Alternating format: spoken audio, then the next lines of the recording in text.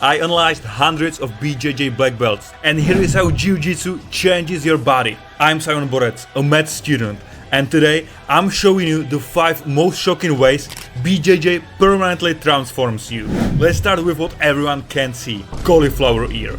This isn't just cosmetic, it's permanent vascular damage. In our anatomy lab last semester, we examined a former grappler's ear, and what I found shocked me. The cartilage was completely replaced with calcified scar tissue without any blood supply. When your ear repeatedly grinds against opponents during rolls or gets caught in triangle chokes, blood vessels rupture. That blood pools cutting off nutrition to the cartilage, which then dies and gets replaced by fibrous tissue. Once it calcifies, that's it. No plastic surgeon can fully restore your ear. And interestingly, among BJJ fighters, it's often seen as a badge of honor, even though it represents permanent tissue damage. Next up, hand and finger deformities. This isn't just callus, it's permanent joint remodeling. Your fingers adapt to repeated gripping. This is consistent with Davis' law, describing how soft tissue remodels under stress. The same way a bodybuilder's muscle adapt under load,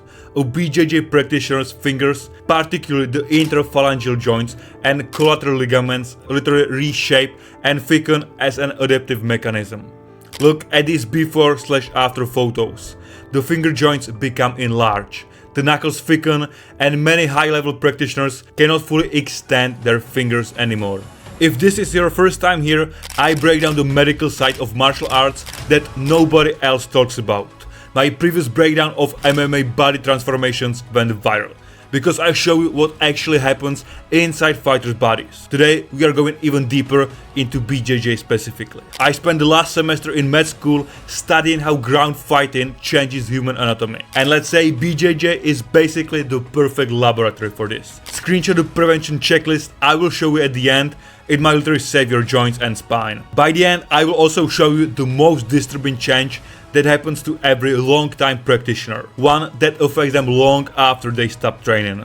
And what if I told you the deformities you will just see are completely optional? I've complied the exact recovery protocols that elite fighters use to train harder while keeping their bodies intact. All organized in my school community.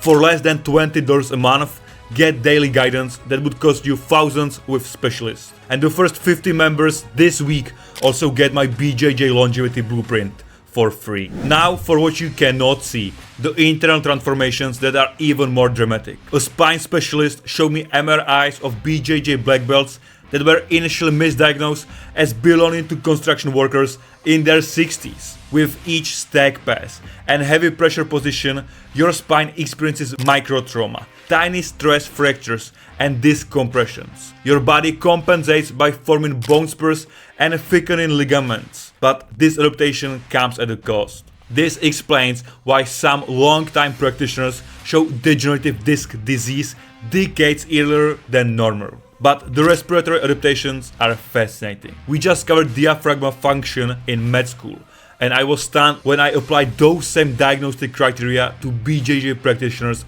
breathing patterns. Their intercostal muscles develop differently from constantly fighting through heavy pressure and surviving in bottom positions where normal people would feel suffocated. After years of training, especially in defensive positions, the thoracic cavity actually reshapes. This thoracic remodeling is why many high-level grapplers can remain calm under pressure that would cause panic in untrained individuals. Now let's talk about the permanent damage that practitioners never fully recover from. The changes that follow them long after they stop training. First, the vertebral system. Those cervical vertebrae don't just strengthen, they develop bone spurs and permanent arthritis.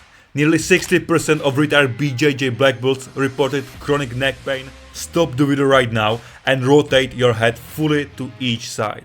See how easily you can look behind you. Almost 50% of veteran BJJ practitioners physically cannot do this.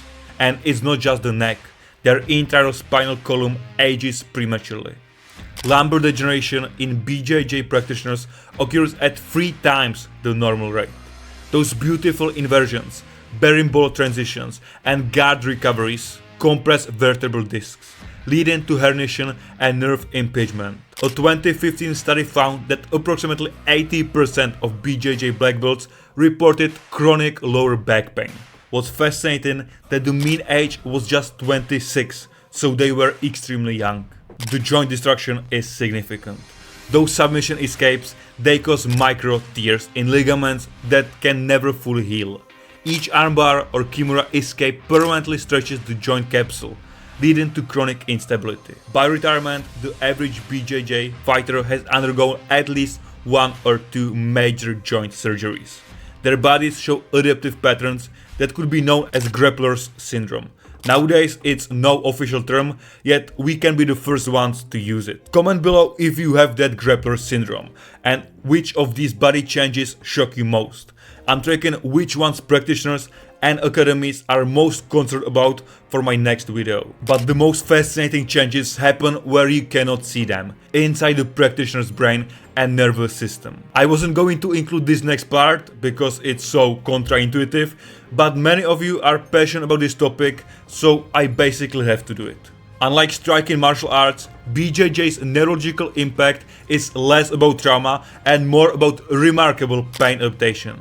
With each submission attempt and escape, your brain's pain processing centers literally rewrite themselves. Study that was published just this year exactly says more experienced Brazilian Jiu-Jitsu athletes were more likely to present higher mental strength, resilience, grit, self-efficiency, self-control, physical and verbal aggression, and life satisfaction than less experienced athletes. Dana White once commented that BJJ practitioners were built different, and neurologically speaking, he was goddamn right. The parasympathetic nervous system, which normally activates during rest, becomes accessible during high-stress situations for long-time BJJ practitioners.